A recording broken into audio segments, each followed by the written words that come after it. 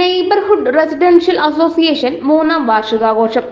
കണിച്ചാർ അമ്പലം നെല്ലിക്കുന്ന് റോഡിലെ കുടുംബങ്ങൾ ഒത്തുചേർന്ന് രൂപീകരിച്ച നെയ്ബർഹുഡ് റെസിഡൻഷ്യൽ അസോസിയേഷന്റെ മൂന്നാം വാർഷികാഘോഷം കണിച്ചാർ NRA നഗറിൽ നടന്നു.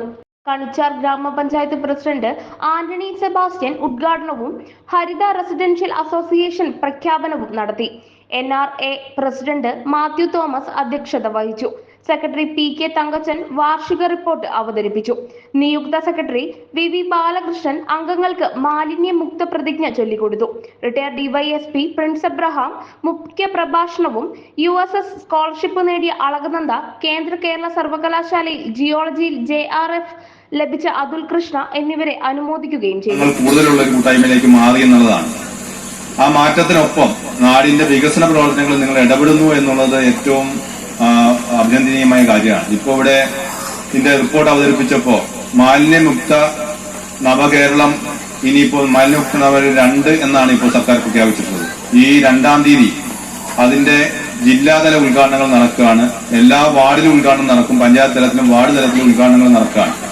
അതിനുശേഷം 6 മാസം കൊണ്ട് നമ്മുടെ നാട് മാലിന്യമുക്തമാക്കണം എന്നാണ് സർക്കാർ തീരുമാനിച്ചിട്ടുള്ളത്. അതിനു മുമ്പേ നടന്നവരാണ് NRA എന്ന് പറയുന്നത്. കാരണം NRA ഇപ്പോ ഈ സർക്കാർ ഈ 6 മാസത്തിനുള്ളിൽ നടത്തണമെന്ന് തീരുമാനിച്ച കാര്യങ്ങളെല്ലാം നേരത്തെ നടത്തി ഇവിടെ പ്രഖ്യാപനം നടക്കുക.